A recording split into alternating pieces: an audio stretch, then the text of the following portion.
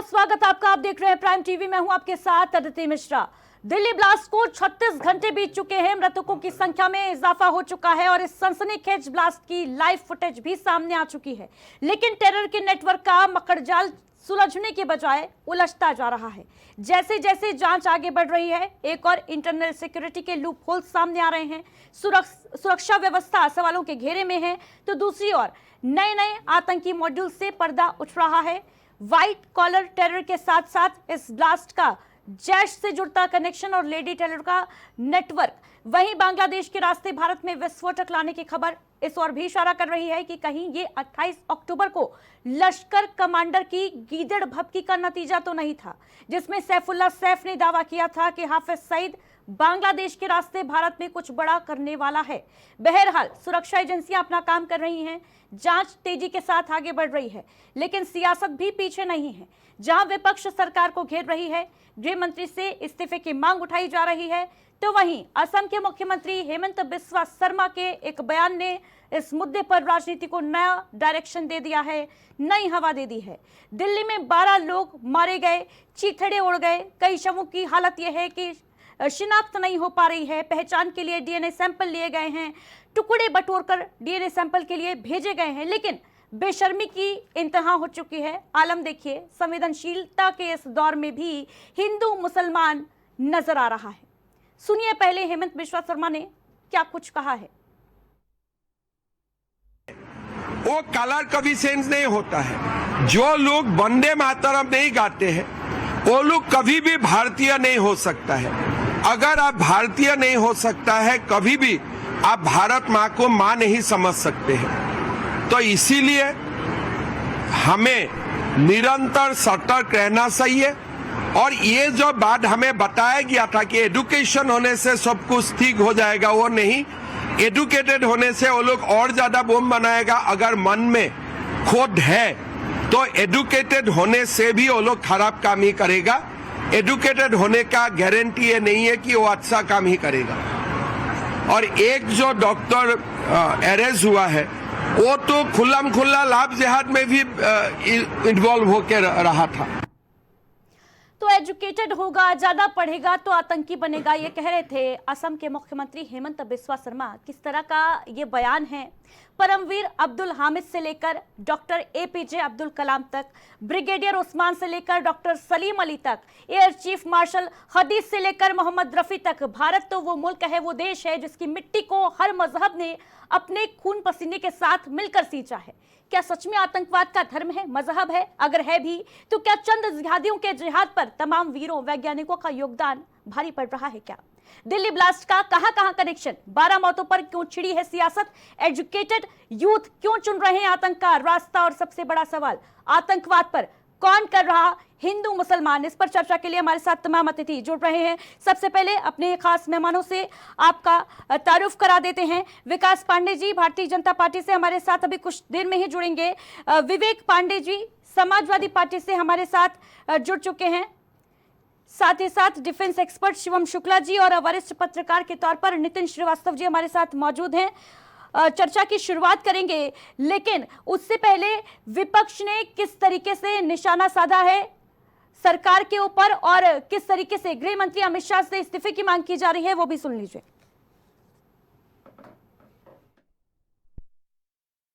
You can when Mumbai blast was happened, I think you people was remembering.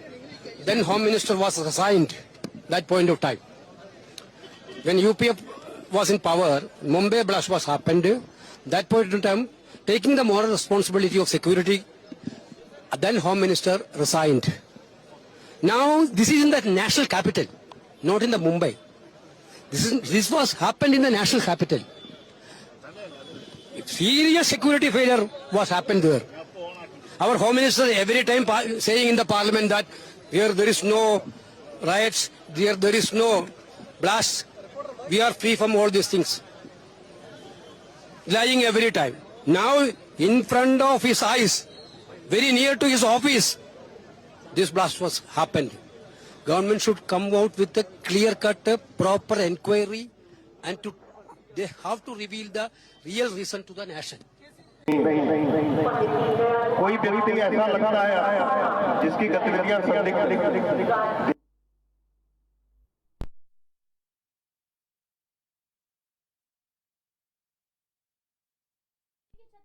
से ज्यादा का समय जो है बीत चुका है। जिस तरीके से दिल्ली में लाल किले के सामने ब्लास्ट हुआ, अब तक 12 लोग इस ब्लास्ट में मारे जा चुके हैं। कई लोग अस्पताल में जिंदगी की जंग लड़ रहे हैं। सुरक्षा व्यवस्था चाक चौबंद कर दी गई है, लेकिन सवाल अभी भी वही है कि आखिर इस ब्लास्ट का गुनहगार कौन? देश के दिल्ली में इतना बड़ा प्रहार कैसे हो जाता है, कैसे ये ब्लास्ट हो जाता है सुरक्षा एजेंसियों के नाक के नीचे, और क्या कर रही थी दिल्ली पुलिस? और सबसे बड़ा सवाल ये कि क्या हरियाणा पुलिस के तरफ से कोई लापरवाही बरती गई? क्या इनपुट दिल्ली पुलिस को वक्त रहते नहीं दिए गए? जब गिरफ्तारियां हो चुकी थी, डॉक्टर शाहीन अरेस्ट हो चुकी थी, इस जो व्हाइट कॉलर टेरर है उस गिरोह के कई डॉक्टर्स जब अरेस्ट हो चुके थे, भारी मात्रा में जो विस्फोटक सामग्री थी वो बरामद हो चुकी थी, तो फिर एक आतंकी जो है वो कैसे बचकर निकल गया? इतनी चाक चौबंद सुरक्षा होने के बावजूद लाल किला देखिए, दिल्ली का वो एरिया है जहां पर 24/7 सिक्योरिटी जो है वो एकदम टाइट रहती है। वहां पर कोई परिंदा पर भी नहीं मार सकता, ऐसी सुरक्षा व्यवस्था होती है। क्योंकि जब भी कोई पर्यटक, मैं बार बार दोहरा रही हूं, क्योंकि जब भी कोई पर्यटक दिल्ली जाता है देखिए तो लाल किला देखने जरूर जाता है, और वहां पर अगर सुरक्षा व्यवस्था पर सवालात खड़े हो रहे हैं तो मानकर चलिए कि हम और आप किसी भी देश के कोने में बैठे हुए हो, खुद को सुरक्षित महसूस इस वक्त नहीं कर सकते। लोगों के मन में डर भी घर कर गया है।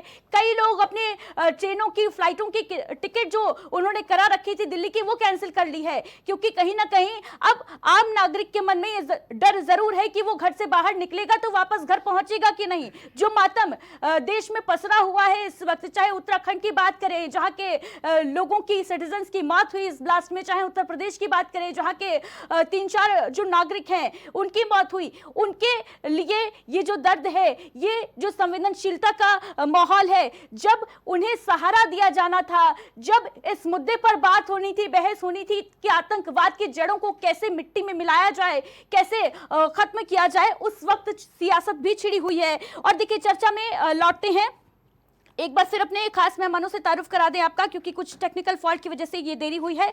विकास पांडे जी हमारे साथ भारतीय जनता पार्टी से जुड़ गए हैं, समाजवादी पार्टी से विवेक पांडे जी हमारे साथ स्टूडियो में मौजूद हैं, बहुत स्वागत आपका। डिफेंस एक्सपर्ट शिवम शुक्ला जी हमारे साथ मौजूद हैं, साथ ही साथ वरिष्ठ पत्रकार के तौर पर नितिन श्रीवास्तव जी इस वक्त हमारे साथ मौजूद हैं। सभी का बहुत स्वागत सबसे पहले प्राइम टीवी पर। और शुरुआत नितिन श्रीवास्तव जी आपके साथ, क्या ये नहीं लगता कि अगर हरियाणा पुलिस ने वक्त रहते सतर्कता दिखाई होती, केवल ये कहकर पीठ थपथपा लेना कि देखिए और बड़ा हमला हो सकता था, और बड़ा अटैक हो सकता था, ये ब्लास्ट जो है उसकी इंटेंसिटी और ज्यादा हो सकती थी अगर हमने कार्रवाई नहीं की होती। लेकिन क्या ये नहीं लगता कि ये जो आतंकी एक छूट गया उमर, जो करीब 11 घंटे तक गाड़ी में विस्फोटक सामग्री लेकर घूमता रहा प्रशासन की नाक के नीचे, क्या नहीं लगता कि सिक्योरिटी में कहीं न कहीं बहुत बड़ी खामी जो है वो देखने को मिली? देखिए अदिति जी, ये एक राज्य की पुलिस का फेल्योर नहीं है, ये राष्ट्रीय सुरक्षा का सवाल है। और सबसे बड़ी बात यह है कि देश की राजधानी में ये घटना हुई है, दुस्साहस घटना है, जहां पर न सिर्फ प्रधानमंत्री, राष्ट्रपति, तमाम मंत्री, गृह मंत्री, उसके अलावा हमारे जो सहयोगी राष्ट्र हैं उनके एम्बेसी मौजूद हैं। लाल किला भारत की एक धरोहर है, उसके प्राचीनतम प्रतीक है। उसके बाहर अगर धमाका होता है तो निश्चित रूप से यह आंतरिक सुरक्षा पर बहुत बड़ा खतरा है, बहुत बड़ा सवाल है। सबसे बड़ी बात यह है कि जो हमारी जो आंतरिक सुरक्षा की टीम है वो आखिरकार क्या कर रही थी? पूरी तरीके से लोकल इंटेलिजेंस का, पूरी तरीके से जो हमारी खुफिया एजेंसियां हैं उनका फेल्योर है।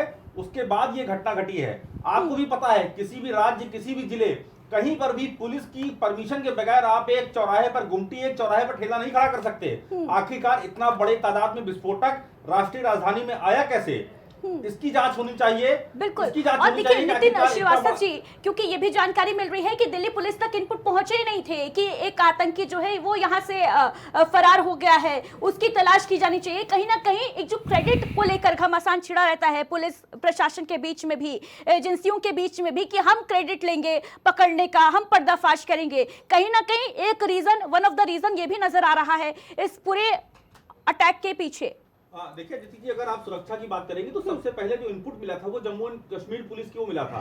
उनके ही इंटेलिजेंस के बिहाफ पर हरियाणा से लेकर के दिल्ली से लेकर के और उत्तर प्रदेश तक छापेमारी हुई है। उनकी एटीएस लगातार छानबीन कर रही है और उसके बाद जाकर के तमाम राज्यों की पुलिस सक्रिय हुई है। नंबर 1। नंबर जो दिल्ली पुलिस की अगर बात की जाए तो दिल्ली पुलिस गृह मंत्रालय के अंतर्गत आता है। केंद्रीय गृह मंत्री अमित शाह हैं। जाहिर सी बात है कि दिल्ली पुलिस का भी बड़ा फेल्योर है, लोकल इंटेलिजेंस का बड़ा फेल्योर है। सबसे बड़ी बात यह है कि जिस तरीके से राज्य की पुलिस अपनी पीठ थपथपा रही है कि आने वाले समय में ये अमुक घटना हो सकती थी इतनी बड़ी, ये सबसे बड़ा एक सवालिया प्रश्न है पुलिस के ऊपर, उनकी मंशा पर कि आखिरकार वो क्या बताना चाहते हैं जनता के बीच में। बिल्कुल नितिन श्रीवास्तव जी, बेहद शर्मनाक है ये अपने आप में कि 12 लोगों की मौत हो चुकी है अब तक। कई लोग अभी अस्पताल में जिंदगी की जंग लड़ रहे हैं और हम बैठकर अपनी पीठ थपथपा रहे हैं कि देखिए हमने बहुत बड़ा अटैक होने से रोक लिया। ये अटैक क्यों हुआ, ये ब्लास्ट क्यों हुआ, इसको लेकर सवाल कौन करेगा? विकास पांडे जी जवाब दीजिए इस बात का। पहले तो बहुत बहुत धन्यवाद आप। देखिए, निश्चित तौर पर दिल्ली में जो दुखद घटना हुई उसमें मृत व्यक्तियों के प्रति हम सबकी गहरी संवेदनाएं, और हम सब ईश्वर से ये प्रार्थना करते हैं कि जो घायल हुए हैं उन्हें जल्द से जल्द ईश्वर स्वस्थ करे। बहुत जबरदस्त तो नहीं मैं कहूंगा, लेकिन मुझे लगता है कि एक दिल दहला देने वाली, दिल को झकझोर देने वाली घटना। जिस तरीके से विगत कई सालों में भारत अपने सुरक्षा मानकों, यानी विकास पांडे जी आप ये कह रहे हैं कि मैं इसे बहुत जबरदस्त हमला नहीं मानता, ये छोटा मोटा हमला है। नहीं, छोटा मोटा किस तरीके का बयान दे रहे हैं आप यहाँ पर बैठकर कह रहे हैं कि ये जबरदस्त अटैक नहीं था? नहीं, ठीक है विकास पांडे जी, आपका कहने का मतलब यही था ना कि जबरदस्त अटैक नहीं था बहुत ज्यादा। ये मैंने कहा दिल दहलाने वाली घटना है। क्यों? क्योंकि जिस तरीके से विगत वर्षों में भारत की सुरक्षा को लेकर के भारत की सरकार ने काम किया है, चाहे बॉर्डर सिक्योरिटी की बात हो, चाहे इंटरनल सिक्योरिटी की बात हो, सरकार ने हर स्तर पर काफी काम किया है। और मुझे लगता है कि उसका परिणाम है कि जब इस देश के अंदर एक संस्कृति बन गई थी अदिति जी, आप भी जानती हैं कि कोई ऐसा साल नहीं जाता था जिस साल दिल्ली के अंदर बम ब्लास्ट ना हो। मैं केवल दिल्ली की बात कर रहा हूं। तो ये मुझे लगता है कहीं ना कहीं, लेकिन इसमें ये दिल दहलाने वाली बात ही इसीलिए कह रहा हूं मैं, क्योंकि ये इतनी सुरक्षा की काम करने के बाद और इतनी इंटेलिजेंस, विकास पांडे जी अभी सरकार बदली तो नहीं है, सरकार तो आप ही की है ना, फिर कैसे साल भर में दो आतंकी हमले हो जाते हैं? पहले पहलगाम हमने देखा, उसके बाद ये कहा जा रहा था अब तो आतंक फन उठाएगा तो हम पहले ही कुचल देंगे, फिर दिल्ली हो जाता है।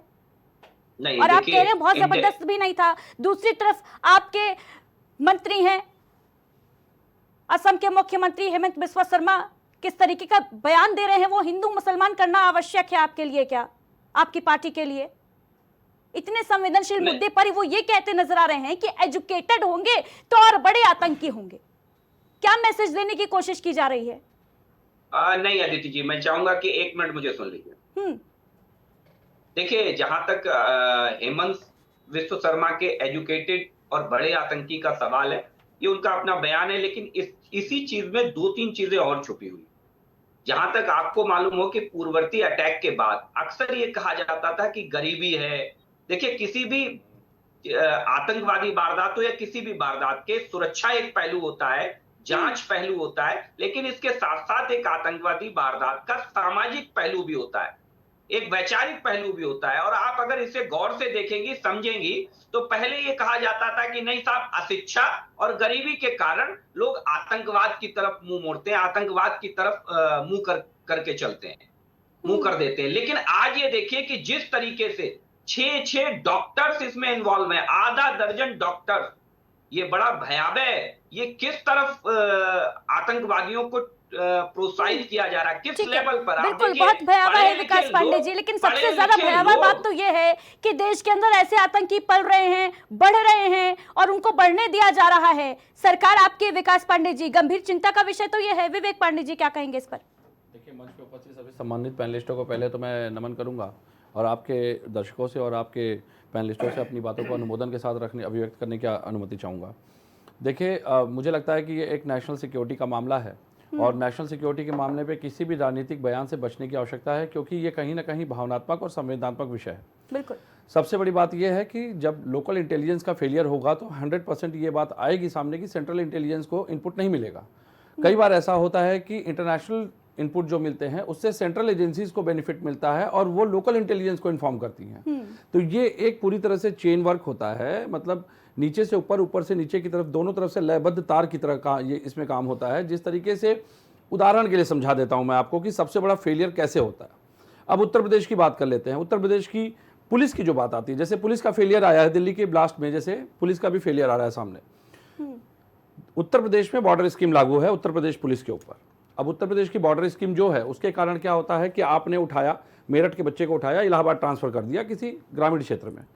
अब क्षेत्रीय भौगोलिक भाषा का ज्ञान ना होना, भौगोलिक समीकरण का ज्ञान ना होना, वहाँ की जो आपराधिक राजनीतिक संरक्षण का ज्ञान ना होना, ऐसे बहुत से मानक है जिसके कारण लोकल इंटेलिजेंस फेलियर होता है, क्योंकि वहां पे आपके मुखबिर नहीं होते हैं। बिल्कुल। और भाषा शैली का अपवादित स्थिति में होना कहीं ना कहीं सबसे बड़ा फैक्टर हो जाता है।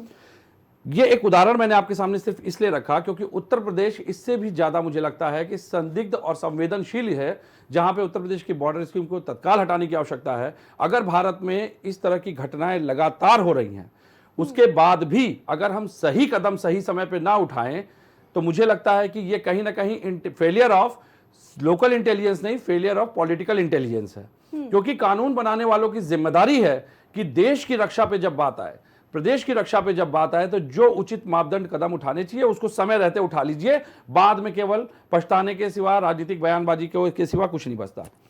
सबसे बड़ी बात देखिए, इस देश में जिस तरीके से आतंकवाद की कमर तोड़ने के लिए नोटबंदी की गई या अन्य कदम सरकार ने उठाए, हर सरकारें उठाती हैं अपने अपने कार्यकाल में, वो जितना बेहतर करने का प्रयास कर सकती हैं वो करती हैं। लेकिन जिस तरह से फिर भी हम नेटवर्क को ध्वस्त नहीं कर पा रहे हैं या जिस तरह से अक्षम है, उसका एक कारण और है जो मुझे समझ में आता है। देखिए, गृह मंत्री और गृह मंत्रालय एक बहुत ही संवेदनशील स्थान है।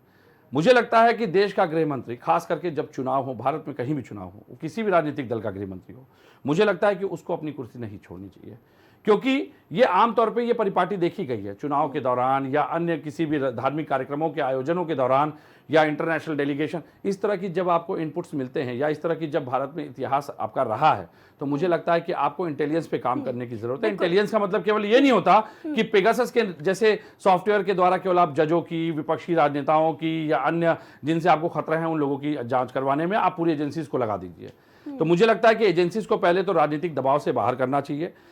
लोकल इंटेलिजेंस पे काम करने की आवश्यकता है। मुझे लगता है इंटेलिजेंस ब्यूरो हो गया, चाहे एनआईए हो गया, चाहे आपका रॉ हो गई, जो भी हमारे इंटेलिजेंस यूनिट्स हैं, अच्छे लेवल पे, लोकल इंटेलिजेंस पे काम नहीं हो रहा है।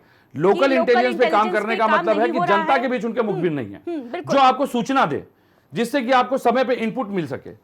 और इसका कारण यह है कि कहीं ना कहीं सोशल पुलिसिंग नहीं है हमारे समाज में और सोशल सिक्योरिटी की हमारी जो जिम्मेदारियां हैं वो तय नहीं की गई हैं। विवेक पांडे जी, जब हरियाणा से कितनी ही दूर है दिल्ली, मुश्किल 50 किलोमीटर की रेंज में आता है दिल्ली और फरीदाबाद के डिस्टेंस की अगर बात करें, लेकिन बावजूद इसके हरियाणा पुलिस के पास इनपुट थे, दिल्ली पुलिस के पास इनपुट नहीं थे। ये कैसे मान लिया जाए? एक्सचेंज ऑफ इनपुट्स की कमी, एक्सचेंज ऑफ कम्युनिकेशन नहीं हुआ, कोऑर्डिनेशन की कमी, एक्सचेंज ऑफ कम्युनिकेशन नहीं हुआ, और सबसे बड़ी बात है कि जो जिम्मेदार अधिकारी थे उन्होंने अपने अधिकारियों को नहीं दी, सेंट्रल को इन्फॉर्म नहीं किया। आपके पास शिवम शुक्ला जी को चर्चा में शामिल कर लेते हैं, रक्षा विशेषज्ञ भी हैं, क्योंकि शिवम जी आपसे मैं ये समझना चाहूंगी कि ये जो घटना घटी है दिल्ली में, क्या इसको रोका नहीं जा सकता था?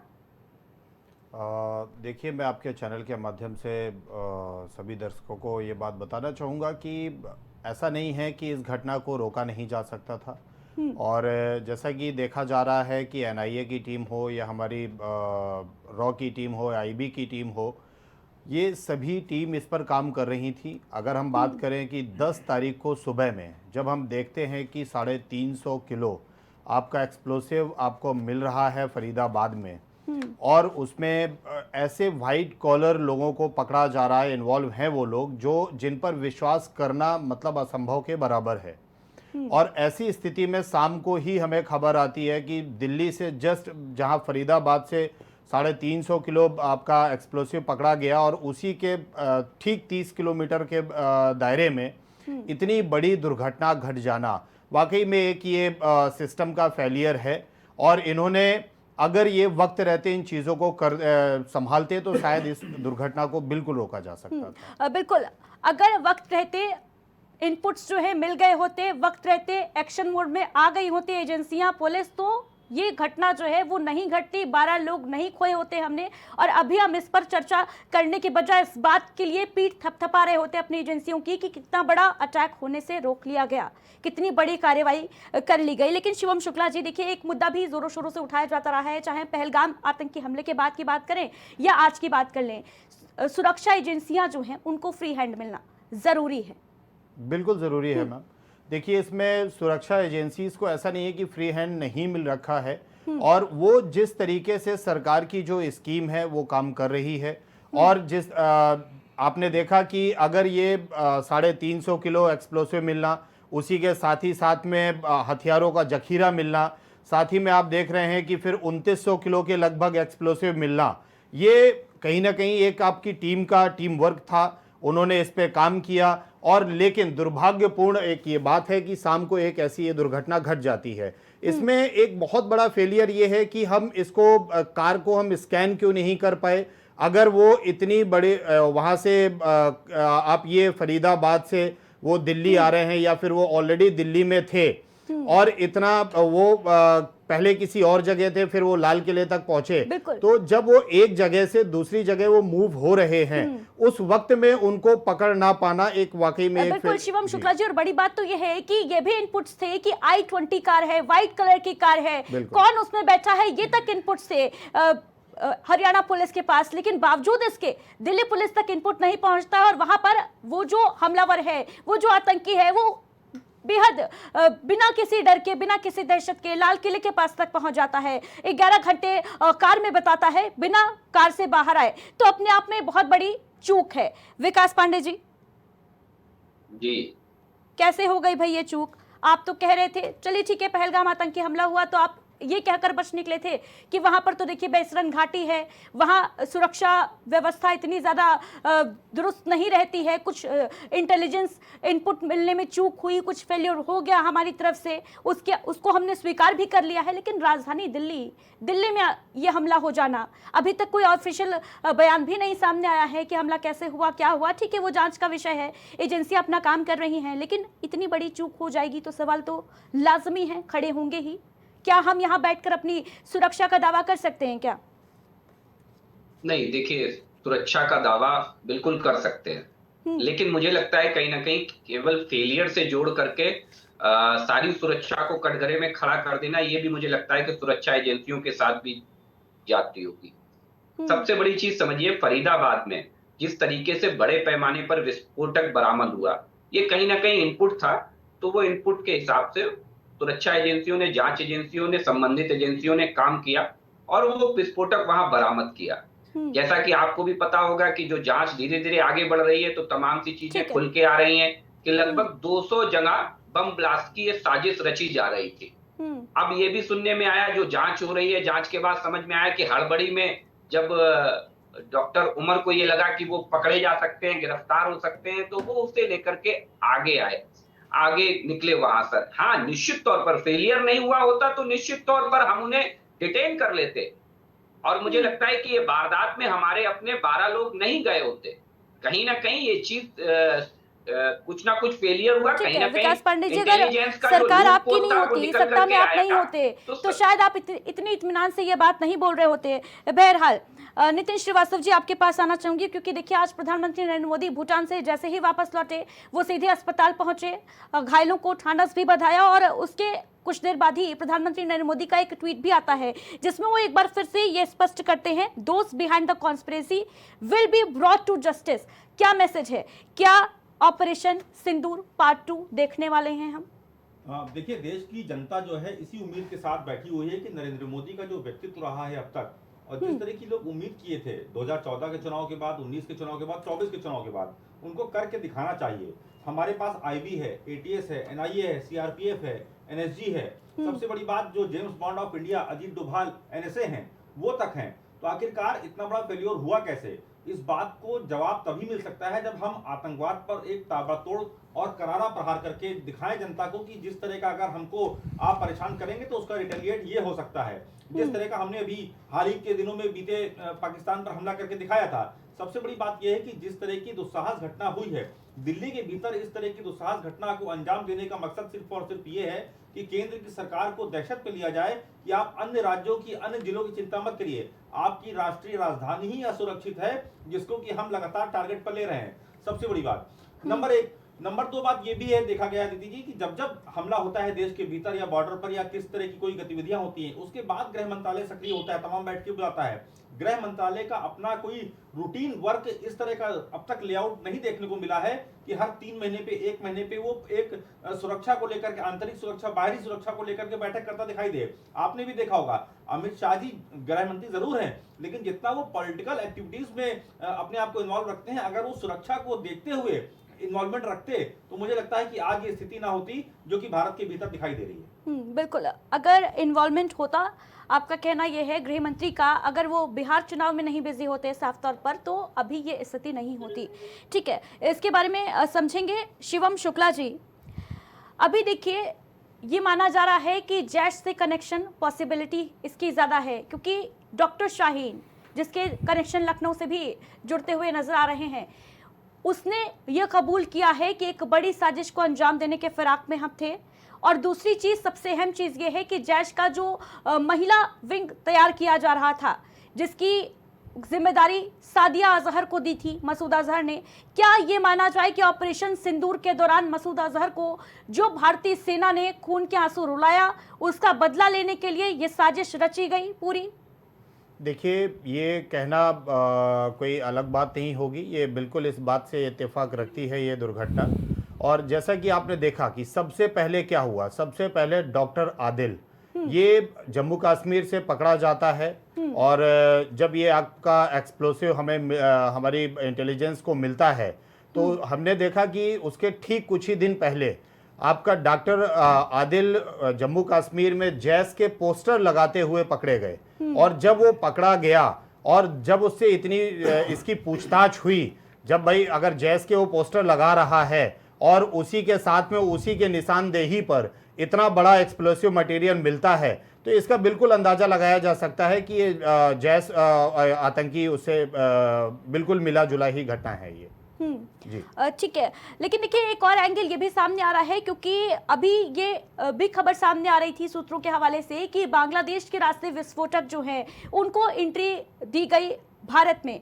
क्या ये नहीं माना जाना चाहिए कि जिस तरीके से लश्कर का जो कमांडर 28 अक्टूबर की वो तारीख थी जब उसका एक बयान सामने आता है सैफुल्लाह सैफ का, जिसमें वो ये कहता नजर आ रहा था कि हम भारत से बदला लेंगे, बांग्लादेश के रास्ते हम कुछ बड़ा करने के फिराक में हैं, क्या ये नहीं माना जाना चाहिए कि इसका कनेक्शन कहीं ना कहीं लश्कर के आतंकियों से भी भिड़ता हुआ नजर आ रहा है?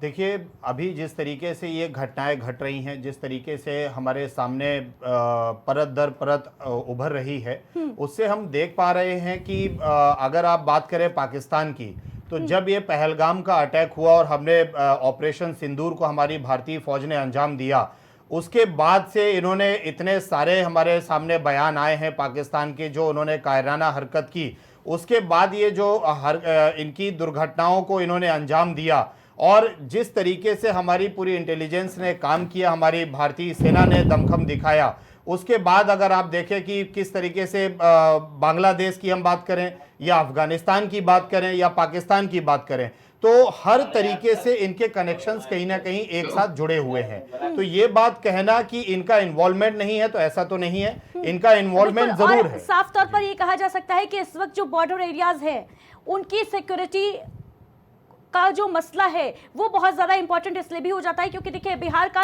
कल दूसरे चरण का मतदान था और बहुत ज़्यादा डिस्टेंस नहीं है, क्योंकि पश्चिम बंगाल और उसके बाद बिहार बांग्लादेश की सीमा से अगर विस्फोटक सामग्री आई है तो कहीं ना कहीं वो इन्हीं रास्तों से होकर ही दिल्ली तक पहुंची है। बिल्कुल, देखिए इसमें एक बहुत बड़ी बात एक हम देख सकते हैं कि जब ये अगर वहाँ से हमारी सरहद में ये चीज़ें आ रही हैं, अगर हमारे पाकिस्तान से या बांग्लादेश की सरहद से या अफगानिस्तान की सरहद से अगर ये चीज़ें यहाँ पर पहुँच जा रही हैं, तो इसको हमें रोकना और बहुत जरूरी है, और ये देखना कि ये वहां से हमारे भारत देश के अंदर कैसे आ जा रही है, ये एक बहुत गहन मुद्दा है। विवेक पांडे जी, क्या अगर भारत सरकार ऑपरेशन सिंदूर पार्ट 2 कर रही है, करने जा रही है, क्या अगर पाकिस्तान को उसकी औकात दिखाने का वक्त आ चुका है, तो क्या सभी दल सरकार के साथ खड़े होंगे? देखिए, सबसे पहले तो आपको ये समझना पड़ेगा कि आपकी विदेश नीति कितनी स्पष्ट है। मुझे लगता है कि इस पर हमारे दो रक्षा सलाहकार भी यहाँ बैठे हुए हैं, इस बात पे भी चर्चा होनी आवश्यक है कि जिस तालिबान को आप आतंकवादी कहते थे, उसी तालिबान को जब आप दिल्ली बुला करके चाय पिलाते हैं और उससे चर्चा करते हैं भारत की ज़मीन पे, जिसमें कि महिला पत्रकारों को एंट्री तक नहीं दी जाती है, तो मुझे लगता है ये भी एक गंभीर स्थिति का विषय है। कहीं ना कहीं हमारी फॉरेन पॉलिसी पे जिस तरीके से सवाल उठ रहे हैं वो भी दुविधाजनक और बहुत ही दुर्भाग्यपूर्ण है। दूसरी बात पे आते हैं, अभी आपने ऑपरेशन सिंदूर का नाम लिया। रक्षा अताशे कैप्टन शिव कुमार ने इंडोनेशिया में क्या कहा था कि जब हमने कार्रवाई करनी शुरू की तो राजनीतिक नेतृत्व के कारण कुछ बाधाएं थी। डिप्लोमेटिकली अगर एक सेना का बड़ा किसी पदस्थ कोई बड़ा अधिकारी इस तरह की बयान अगर जारी करता है तो इसके पीछे बहुत सारी बातें ऐसी होती हैं जो एक वर्दी के सम्मान में खुलकर नहीं कहा जा सकता, लेकिन रक्षा विशेषज्ञ बैठे हैं, वो इस बातों की गंभीरता, इसके अंदर छुपी हुई मजबूरियों को बखूबी समझ सकते हैं। सबसे बड़ी बात मैं हमेशा कहता हूं कि किसी भी राजनीतिक दल को आतंकवाद का राजनीतिकीकरण करने से बचने की जरूरत है। श्रीनगर में जब चुनाव हो रहे थे, वार्ड 33 में मोहम्मद फारूक खान को, जो पूर्व आतंकी था कश्मीर लिबरेशन फ्रंट का, उसको भाजपा ने टिकट देकर के प्रत्याशी बनाया था। तलहा हुसैन शाह, गूगल पे है, जो चाहे उसको, अगर मेरी बातें झूठी हो तो आप गूगल पे भी चेक कर लीजिए। 22 में जम्मू कश्मीर पुलिस ने लश्कर तैयबा, वही लश्कर तैयबा जिसने हमारे देश के उधमपुर, पठानकोट, उरी, पुलवामा, जिसमें कि सबसे ज़्यादा इनका नाम आता है, जिन्होंने जिम्मेदारियां भी ली कई हमलों की, उसको गिरफ्तार किया था। वो भाजपा अल्पसंख्यक मोर्चा का IT सेल प्रमुख था। ये ऑन रिकॉर्ड है। रियाज अत्तारी, निरंजन होजाई कौन? असम में भाजपा नेता और पूर्व उग्रवादी निरंजन होजाई को NIA ने अदालत ने आतंकवादी विश्लेषण के मामले में आजीवन कारावास की सजा सुनाई थी, जो वहां का भाजपा प्रदेश उपाध्यक्ष था। प्रज्ञा सिंह ठाकुर जी का तो ठीक है, प्रकरण दुनिया के सामने। ध्रुव सक्सेना, मध्य प्रदेश ATS ने 2017 में एक ISI के जासूसी रैकेट का भांडाफोड़ किया था, जिसमें 11 लोग को गिरफ्तार किया गया था और जिसमें भाजपा IT सेल का एक सदस्य ध्रुव सक्सेना भी था। प्रज्ञा सिंह ठाकुर को तो बरी कर दिया ना अदालत ने। ठीक है, मैंने इसीलिए कहा कि प्रज्ञा सिंह ठाकुर का भी नाम इस मामले में आया था, मालेगांव ब्लास्ट में। उसमें चार्जशीट भी गायब हो गई थी, उसमें बहुत कुछ हुआ था। लेकिन ठीक है, आज आप सरकार में हैं, आज आप मैनिपुलेशन करिए, चाहे जो भी हो, लेकिन मैं कह रहा हूं कि एक लंबी कहीं ना कहीं राजनीतिक समीकरण और राजनीतिक नजदीकियां आतंकवाद के साथ भाजपा की सार्थक साबित होती हैं, जो कि रिकॉर्ड पे हैं और वो मीडिया में है। तो मेरा ये कहना है, आतंकवाद का राजनीतिकरण नहीं होना चाहिए। आतंक से जो राजनीतिक साठगांठ का रिश्ता है वो तो भारतीय इतिहास में बहुत पुराना नजर आता है। मैं उसी पे आ रहा हूं। मैं इसीलिए कह रहा हूं कि किसी भी तरह के राजनीतिक अपराधीकरण से बचने के लिए जब अश्विनी उपाध्याय जी ने PIL सुप्रीम कोर्ट में फाइल की और यह कहा कि जिन नेताओं के ऊपर गंभीर अपराध हैं उनको आजीवन चुनाव लड़ने से प्रतिबंधित करना चाहिए, तो मोदी सरकार ने इसके खिलाफ हलफनामा दायर किया कि वो इसके पक्ष में नहीं है। तो मुझे लगता है, देखिए, राजनीतिक बातें आएंगी इसमें, लेकिन फिर मैं कह रहा हूं, देश की बात जहां आएगी, आज आप उत्तर प्रदेश में बैठ के डिबेट कर रहे हैं, आज जो 2 प्रदेशों के मॉड्यूल से आप नहीं सीख पा रहे हैं, मैं जिम्मेदारी से कह रहा हूं, यूपी पुलिस की बॉर्डर स्कीम को तत्काल हटाइए। Local intelligence Uttar Pradesh police का फेलियर है। लोकल इंटेलिजेंस की कमी के कारण कल को ऐसी कोई घटना उत्तर प्रदेश में ना हो, इसीलिए मैं निवेदन कर रहा हूं हाथ जोड़ के, उत्तर प्रदेश की बॉर्डर स्कीम जितनी जल्दी हो सके जवाब दे दीजिए जल्दी से इस बात का। इसका इंटेलिजेंस इतना फेलियर है, बनारस में संकट मोचन मंदिर में, अयोध्या के संकट मोचन अभी मंदिर इस्तीफा नहीं मांगा है, क्योंकि मुझे पता है राजनाथ सिंह जी कहते हैं इस्तीफा नहीं होता हमारे। विकास पांडे जी, आपको यहाँ पर, क्योंकि आपने बनारस का जिक्र कर दिया है, ठीक है, नहीं विकास पांडे जी एक बयान सुन लीजिए पहले, उसके बाद आपसे उत्तर लूंगी मैं इस बात का, क्योंकि आपने बनारस का जिक्र किया है, तो ये बयान जरूर प्ले करिए। PCR की टीम, बनारस के पुलिस कमिश्नर का जरा बयान प्ले करिए।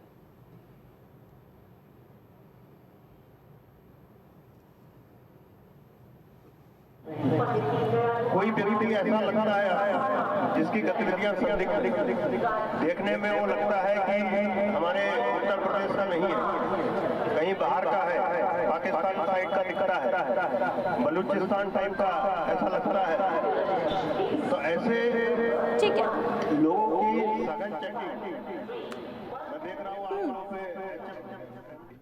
ठीक है, विकास पांडे जी, पहले तो मुझे इस बात के मायने समझा दीजिए कि पाकिस्तान टाइप का लगता है, बलूचिस्तान टाइप का लगता है, कैसे लगता है भाई? कैसे पहचानिएगा? पाकिस्तानी है कोई, बलूचिस्तानी है? चेहरे पे लिखा है क्या, किसी के माथे पे लिखा है? नहीं, वो उन्होंने किसके लिए पुलिस कहा कि कमिश्नर कौन है विकास पाकिस्तानी पांडे है? जी, बहुत क्लियर नहीं, शब्दों में बाइट है उनकी, आपने सुनी होगी नहीं, अभी। पहली बात तो इको आ रहा था, मैं पूरी बाइट नहीं उनके समझ पाया, तो अगर हो सके तो आप दोबारा मुझे बता दीजिए स्वयं। विकास Pandey ji, commissioner of police बोलते नजर आए बनारस के कि अगर कोई बाहरी दिखता हो आपको, कोई पाकिस्तान टाइप का या बलूचिस्तान टाइप का दिखता हो तो हमें जानकारी दीजिए। मैं यहां बैठी हूं, मैं क्या भारतीय टाइप की दिख रही हूं आपको? ये किस तरीके का बयान है? क्या मायने हैं इस बयान के? नहीं, देखिए, टाइप में दिखने में बहुत बड़ा फर्क है, बोलचाल की भाषा का थोड़ा फर्क दिखता है, आपको भी मालूम है बलूच की भाषा अलग है, और किस एस्पेक्ट में उन्होंने ये बयान दिया, ये मुझे लगता है वो बेहतर बता पाएंगे आपको।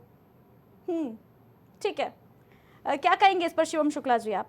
ये पाकिस्तान टाइप का, बलूचिस्तान टाइप का कैसे लगता है इंसान?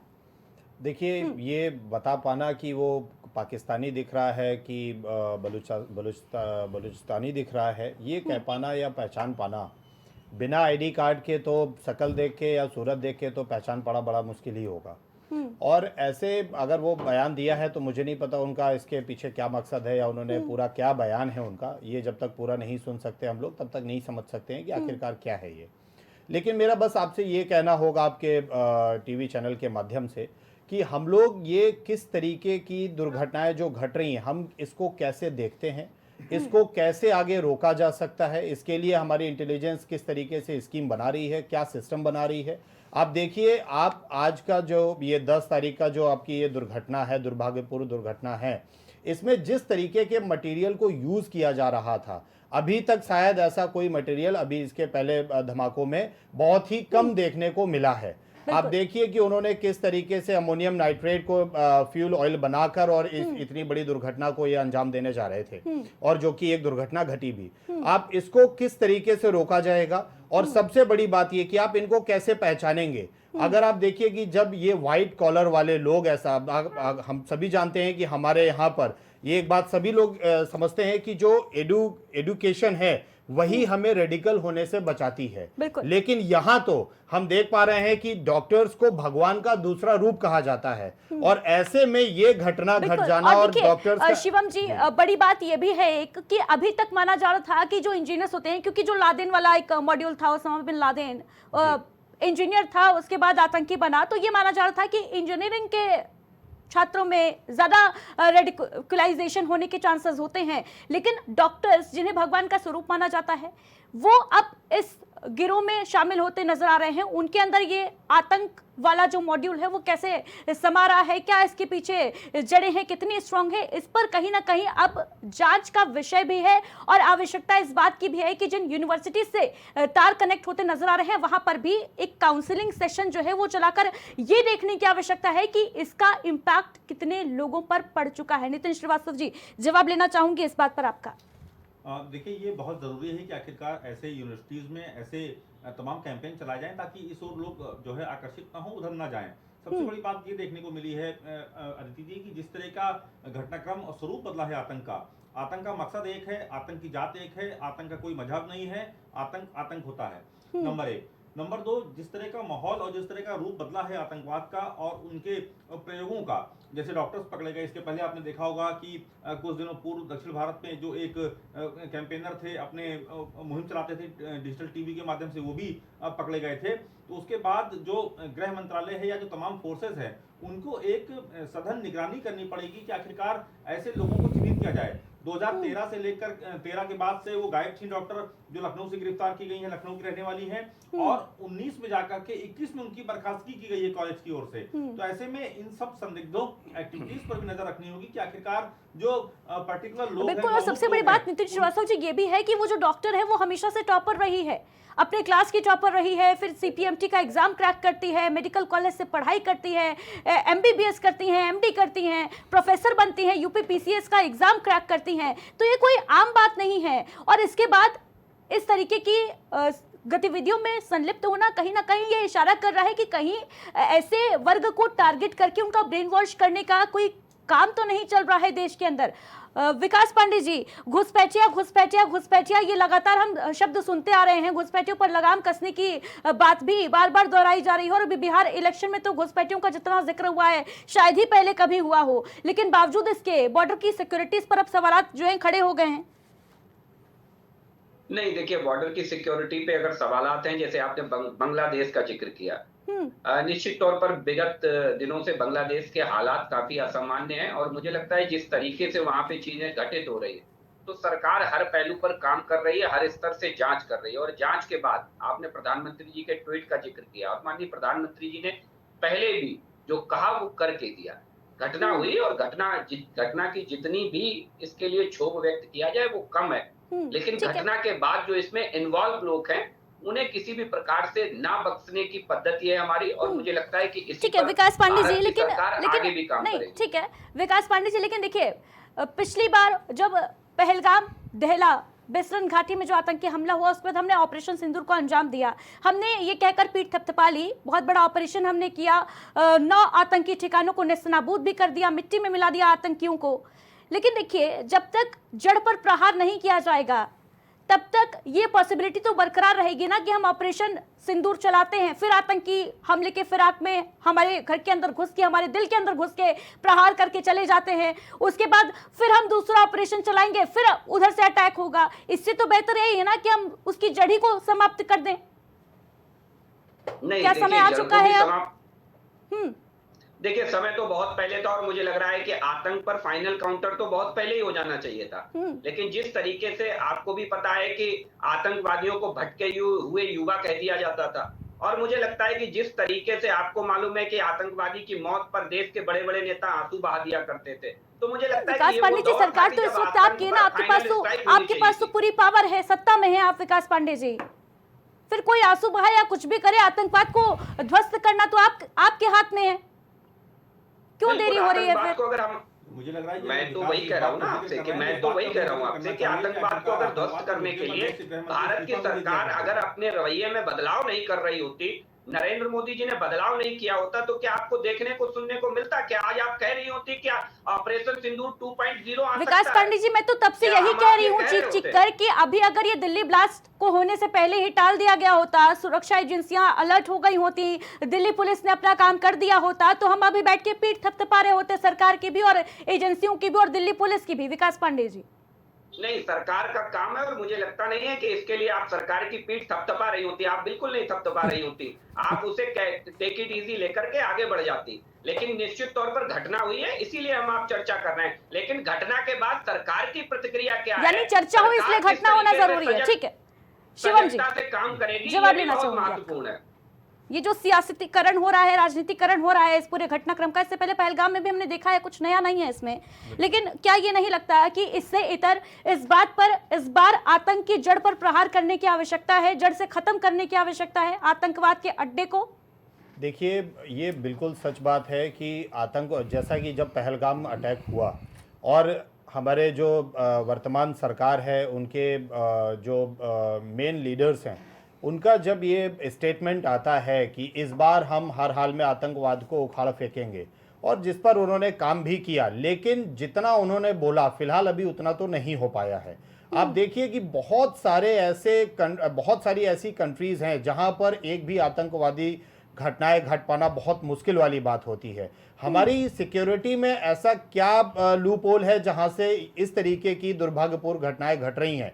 हमें इस पे काम करना होगा। साथ ही साथ हम ये देख पा रहे हैं कि हमारी जो इंटेलिजेंस है, वो भाई हमारी जो फौज है वो हमारी बाहरी उस पर काम कर रही है, लेकिन जो हमारी इंटेलिजेंस है वो अंदरूनी उस पर काम करती है, सिस्टम पे काम करती है। अगर इंटरनल सिस्टम में इतना बड़ा फेलियर होगा तो जाहिर है कि हमारी इस तरीके की दुर्घटनाएं और भी घट सकती हैं। तो इस पे हमें बहुत जल्द काम शिवम जी, करने जब की तक जरूरत है। कोऑर्डिनेशन की कमी रहेगी, जब तक लैक ऑफ कम्युनिकेशन रहेगा, तब तक इस तरीके की घटनाएं जो हैं उनको घटने से हम रोक नहीं सकते। भले ही अपनी पीठ थपथपा लें, बैठकर ये दावा कर ले कि भाई बहुत बड़ी घटना हो सकती थी, इससे बड़ा ब्लास्ट हो सकता था, हमने वक्त रहते रोक दिया। इस पे मैम मैं एक और बात कहना चाहूंगा कि ये जो एक्सप्लोसिव मटेरियल जो आया, ये दुर्घटना घटी, ये एक जांच का विषय है, जांच चल रही है। आने वाले वक्त में पता चल जाएगा कैसे आया, क्यों हुआ। लेकिन इसके साथ ही साथ में मुझे लगता है इंटरनल हमें एक चीज पर और काम करना होगा।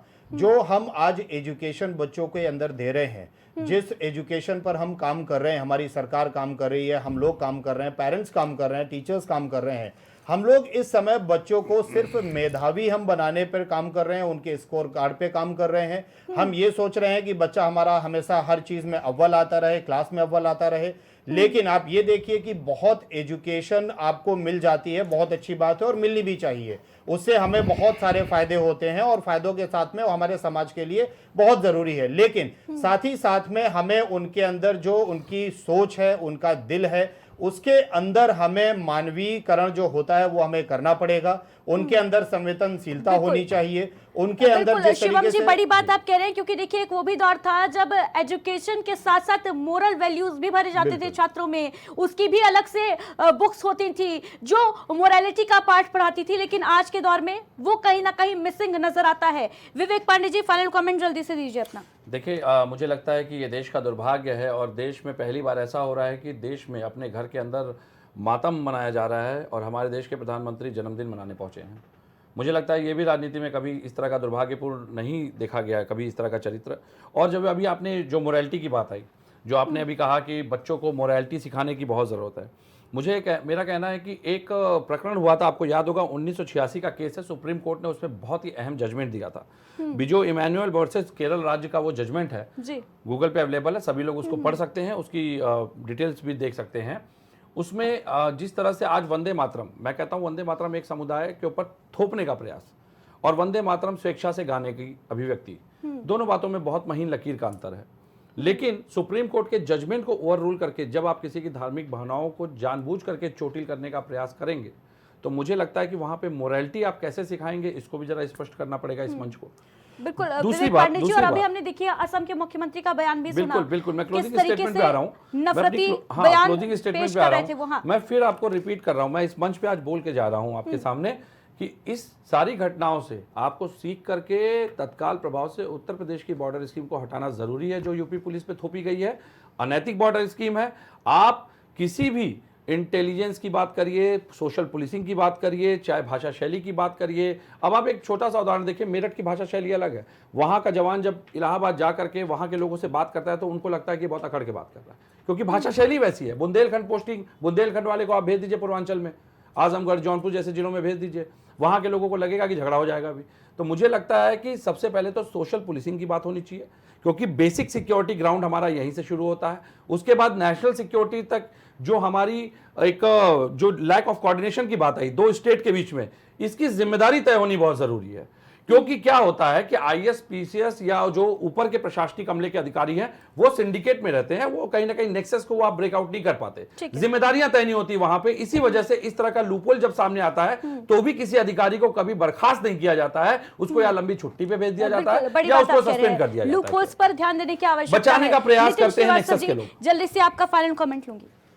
देखिए, जिस तरीके से अभी आपने जिक्र किया, दीदी जी एक वाराणसी के पुलिस कमिश्नर थे, उनका बयान आ रहा था कि पहचानने को लेकर के, तो मुझे लग रहा है कि कोई भी चीज थोपी नहीं जानी चाहिए, कोई भी चीज ऐसी बयान नहीं जारी की जानी चाहिए अधिकारियों की ओर से। बिल्कुल, इसकी जगह अच्छा होता अगर वो संदिग्ध शब्द का इस्तेमाल कर लेते। पुलिस के पूर्व डीजीपी रहे हैं, मौजूदा समय के राज्यसभा सांसद हैं, उन्होंने ही कहा था कि जब दरोगा की हैसियत कप्तान से ज्यादा हो जाए वहां पर अपराध नहीं रुकेगा। कुछ उसी प्रकार का माहौल अभी भी है और इससे आप अंदाजा लगा लीजिए कि आखिरकार जो मौजूदा राज्यसभा सांसद ब्रजलाल जी हैं उनका आशय क्या रहा होगा। बिल्कुल, विकास पांडे जी आपका फाइनल कमेंट जल्दी से दीजिए और साथ ही साथ ये भी बता दीजिए कि ये जो आपके पुलिस कमिश्नर हैं वाराणसी के, जिस तरीके का उन्होंने स्टेटमेंट दिया है, जैसा स्टेटमेंट आपके हेमंत बिस्वा शर्मा जी ने दिया है, इन स्टेटमेंट्स पर लगाम कब लग पाएगी और साथ ही साथ ऐसी आतंकवादी गतिविधियां रुक जाएं, लूप होल्स जो हैं उनको करेक्ट कर लिया जाए, इसके लिए हमें और कितनी ऐसी घटनाएं देखनी होंगी? विकास पांडे जी। नहीं, देखिए, निश्चित तौर पर मुझे लगता है कि बहुत ज्यादा इंपॉर्टेंट ये नहीं है कि विश्व शर्मा जी ने क्या बयान दिया, कमिश्नर ने क्या बयान दिया। मौजूदा परिवेश में सबसे महत्वपूर्ण कमाल की बात है विकास पांडे जी, अगर यही बयान किसी विपक्षी नेता ने दिया होता तो वो बहुत इंपॉर्टेंट हो जाता, लेकिन क्योंकि बिस्वा शर्मा जी आपके मुख्यमंत्री हैं, असम के मुख्यमंत्री हैं, आपकी पार्टी से है, इसलिए बयान इंपॉर्टेंट नहीं है। नहीं, बयान किसी भी पार्टी का व्यक्ति हो इम्पोर्टेंट है, लेकिन परिस्थितियां उससे ज्यादा इम्पोर्टेंट। ये जो परिस्थिति है इस वक्त, क्या इस वक्त इस मौजूदा हालात में इस तरीके का बयान ठीक है? नहीं, बिल्कुल नहीं, बिल्कुल नहीं देना चाहिए। मैं तो यही कहता हूँ कि इस तरीके से लगाम कब लगेगी ऐसे बयानबाजियों पर? अल्पसंख्यक वर्ग में सुरक्षा की भावना पैदा होगी ऐसे बयान से। ठीक है, कंक्लूड करिए जी विकास पांडे जी। जी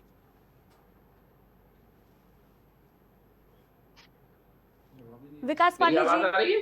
जी आपकी आवाज आ रही है। शायद शब्दों की कमी हो गई आज आपके पास। मेरे पास शब्दों की बिल्कुल कमी नहीं हो गई स्नेहा जी। स्नेहा जी, बात है परिस्थितियों की, और मुझे लगता है कि विकास पांडे जी मेरा राजनीतिक नाम रूप से विकास पांडे जी मेरा नाम अदिति मिश्रा है, स्नेहा नहीं है। अच्छा अदिति जी, जी जी अदिति। लग रहा है अपने मंत्री जी की बातें सुनकर, बयान सुनकर आप थोड़े अपना जो माइंड है आपका डाइवर्ट हो गया है। विकास पांडे जी, फाइनल कमेंट दीजिए जल्दी से कि कब तक ऐसी बयानबाजी पर लगाम लग पाएगी? नहीं, बयानबाजी ऐसी परिस्थितियों में किसी भी राजनीतिक दल का व्यक्ति हो, उसे इस तरीके की बयानबाजी नहीं करनी चाहिए। निश्चित तौर पर मैं इस बात को एक कदम और आगे ले जाता हूं, लेकिन अभी परिस्थितियां ये नहीं कहती हैं कि हम उन बयानों पर बात करें, बयानों पर डिस्कस करें। मुझे लगता है सबसे महत्वपूर्ण चीज ये है कि जिन 12 लोगों की जान गई और जो लोग इसमें इन्वॉल्व हैं, उन्हें उनके अंजाम तक कैसे पहुंचाया जाए, कैसे सरकार जल्द से जल्द उन्हें उनके अंजाम तक पहुंचाए, सरकार इस पर काम कर रही है। ठीक है, देखने वाली बात अहम होगी कि कब तक उन्हें उनके अंजाम तक पहुंचाया जा सकता है, क्योंकि हमने इससे पहले भी ऐसी आतंकी घटनाएं देखी हैं विकास पांडे जी, जिनका अभी तक कोई कंक्लूजन नहीं निकल पाया। टेररिस्ट कहां से आए, कहां गए, कौन थे, इसके बारे में कोई जानकारी नहीं मिल पाई। चाहे पुलवामा की बात कर लीजिए, अभी तक आज तक इस स्थिति स्पष्ट नहीं हो पाई कि RDX आया कहां से था। क्या दिल्ली कि ये जो जांच है वो पूरी हो पाएगी, कब तक पूरी हो पाएगी, ये वक्त बताएगा। शिवम शुक्ला जी, जल्दी से 10 सेकंड में आपका क्लोजिंग कमेंट। देखिए मैम, इसमें हमारी इंटेलिजेंस को, हमारी सरकार को बखूबी काम करना होगा, एक पूरा इकोसिस्टम तैयार करना होगा। जिस तरीके से टेररिस्ट इस समय बहुत हाईटेक सिस्टम के साथ ही अपना इन दुर्घटनाओं को अंजाम दे रहे हैं, ऐसी सिचुएशन में हमारी गवर्नमेंट को, हमारी इंटेलिजेंस को ज़रूरी है कि वो हमारी सिक्योरिटी को ऐसा एक हाईटेक सिस्टम बनाए कि जिससे कि ये दुर्घटनाएं ना घटें। कोई भी एक्सप्लोसिव मटेरियल अगर मूव हो रहा है तो उस पर कैसे लगाम लगाई जाए, इस पर बहुत ज़्यादा ज़रूरी ध्यान देने की बात है। और दूसरी बात, जो हमारी यूनिवर्सिटीज़ में, हमारे स्कूल्स में जो हम बच्चों को एजुकेशन दे रहे हैं, जो हमारी एजुकेटर्स हैं, उनको चाहिए कि उनके अंदर वो मोरालिटी, वो उस तरीके की कैंपेनिंग उनको रन करनी चाहिए कि जिससे कि लोग, जो बच्चे पढ़ रहे हैं, वो समाज के लिए अच्छा काम करें, ना कि वो इस तरीके की गतिविधियों में इन्वॉल्व रहें। बिल्कुल, बहुत सारे ऐसे फैक्टर्स हैं जिन पर काम करने की बहुत आवश्यकता है। बहुत बहुत शुक्रिया आप सभी खास मेहमानों का इस खास चर्चा में हमारे साथ जुड़ने के लिए। तो देखिए, 10-11 दिल्ली ब्लास्ट को 36 घंटे से ज्यादा का जो वक्त है वो बीत चुका है। अभी तक ये स्पष्ट नहीं हो पाया है, कोई बयान अभी तक सामने नहीं आया है ऑफिशियल तौर पर, जिससे ये मान लिया जाए कि आतंकी घटना थी नहीं थी। इसके कनेक्शन, इसके तार जो है, इसके नेटवर्क जो हैं वो कहां तक फैले हुए हैं, कितने गहरे हैं, और कब भारत इस का बदला जो है वो लेगा, कब आतंकवाद पूरी तरीके से मिट्टी में मिलेगा, ये वक्त